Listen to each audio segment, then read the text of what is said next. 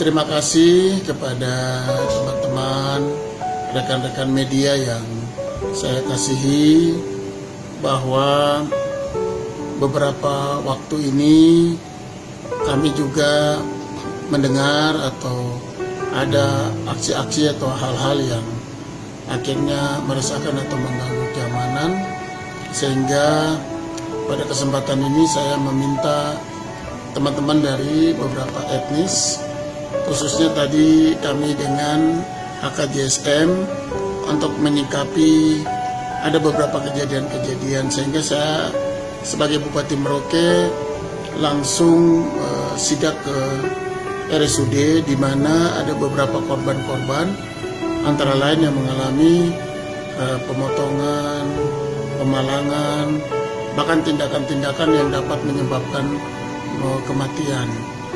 Sehingga saya sebagai Bupati Merauke merasa bahwa ini harus disikapi serius dengan menggandeng semua stakeholder, terutama aparat-aparat keamanan, baik Polri maupun TNI yang ada di Kabupaten Merauke, karena kejadian ini sering terjadi di mana intensitas terjadi pada suasana-suasana yang menurut hemat kita ini menjadi catatan-catatan serius. Kami mencermati apalagi situasi Merauke ini akan menjalankan pelaksanaan PON 2020 dan juga terlebih khusus pelaksanaan pilkada, sehingga ketentraman, kenyamanan, dan suasana Merauke yang sudah tercipta dengan istilah Istana Damai ini mau dirusak. Semacam menurut kami ada by design, yang mungkin ini juga bagian dari cara-cara untuk menyatakan bahwa Merauke dalam keadaan atau kondisi yang tidak aman. Nah, kami menghimbau kepada semua masyarakat yang ada di wilayah Kabupaten Merauke, baik tokoh-tokoh, ketua-ketua etnis, paguyuban, bersama dengan TNI Polri dan dengan perangkat-perangkat pemerintah, untuk mulai meningkatkan keamanan, yaitu siskamling dulu, membentuk posko-posko yang ada di wilayah kelurahan, distrik, supaya mengamati, mengantisipasi mereka-mereka yang melakukan pada jam-jam tertentu di mana ada pada saat aparat keamanan sudah tidak beroperasi, kemudian mereka ini hadir beroperasi. Menurut hemat kita, kalau seseorang itu dikatakan dalam keadaan minuman keras, kenapa dia tahu jadwal? Kenapa dia tahu situasi? Kenapa dia tahu kondisi di mana situasi itu pasti lengah dan kosong? Berarti orang-orang ini seakan-akan seperti mendapat jadwal yang tepat. Nah, ini perlu kita amati.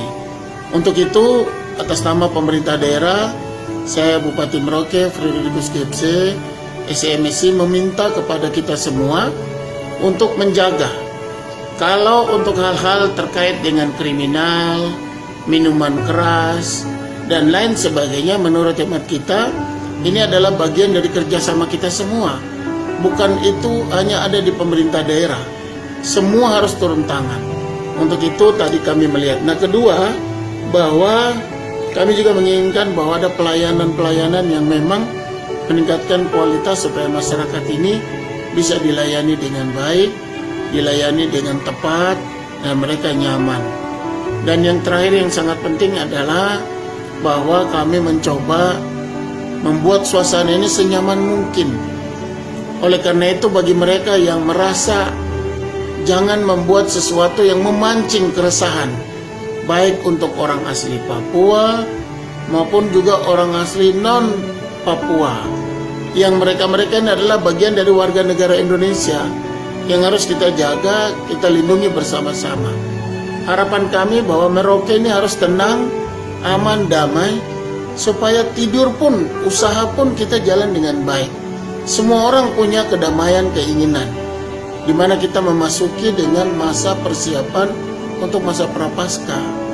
Harusnya mereka mengimani dan merasakan ini adalah bagian dari karunia Tuhan, harusnya menghargai dan menjalankan dengan baik. Mungkin itu yang ingin saya sampaikan.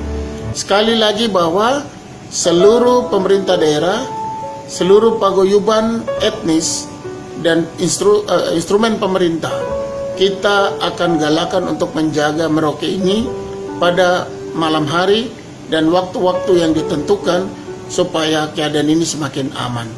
Mari kita jaga persaudaraan, kita hormati tanah ini, tetapi kita berikan penghargaan juga kepada masyarakat di wilayah Nusantara yang tinggal di Indonesia supaya lebih aman, lebih tentram.